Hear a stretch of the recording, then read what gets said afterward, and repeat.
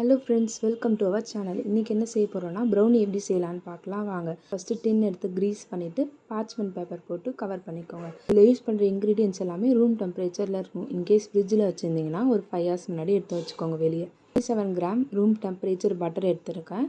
அது கூட dark compound chocolate வந்து 185 கிராம் எடுத்திருக்கேன். இது ரெண்டுத்தையும் டபுள் பாயிலிங் மெத்தடில் நம்ம மெல்ட் பண்ண போகிறோம். டபுள் பாயிலிங் மெத்தட்னா கீழே ஒரு பவுலில் பாதி அளவு தண்ணி எடுத்துப்போம், மேலே வந்து இந்த பவுல் எடுத்து வச்சுப்போம். ஃப்ளேம் வந்து மீடியத்தில் வச்சுட்டு மெல்ட் பண்ணுங்கள். முக்கால்வாசி மெல்ட் ஆனால் போதும். முக்கால்வாசி மெல்ட் ஆன உடனேவே நம்ம கேஸ் ஆஃப் பண்ணிடலாம்.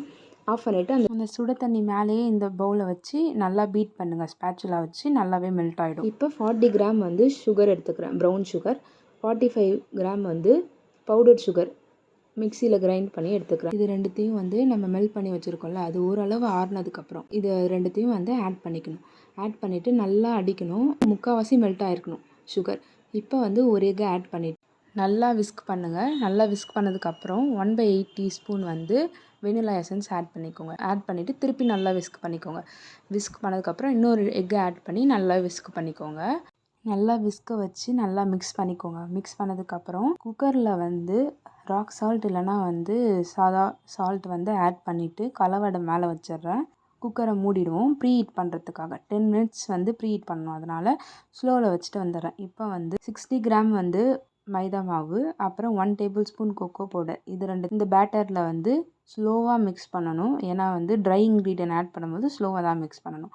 ஸ்லோவாக ஜஸ்ட்டு கம்பைன் ஆகிற அளவு மிக்ஸ் பண்ணால் போதும். மிக்ஸ் பண்ணதுக்கப்புறம் இதை வந்து நம்ம வந்து டின்னில் ட்ரான்ஸ்ஃபர் பண்ணிடுவோம். டின்னில் ட்ரான்ஸ்ஃபர் பண்ணதுக்கப்புறம் சாக்லேட் வந்து ஆட் பண்ணிவிட்டு ஜஸ்ட் அதை வந்து மூடி விட்டுருங்க. அதுக்கப்புறம் நட்ஸ் நல்லா ஆட் பண்ணிக்கோங்க. உங்களுக்கு தேவையான அளவு எல்லா நட்ஸும் ஆட் பண்ணிக்கலாம். ப்ரீ ஹீட்டான குக்கரில் இந்த டின் எடுத்து ப்ளேஸ் பண்ணிவிட்டு மூடிடுவோம். 30 to 35 minutes low to medium ஃப்ளேமில் வச்சுட்டு எடுத்தோன்னா ப்ரௌனி ரெடி. டூத்பிக் இல்லை நைஃப் வச்சு செக் பண்ணி பாருங்கள்.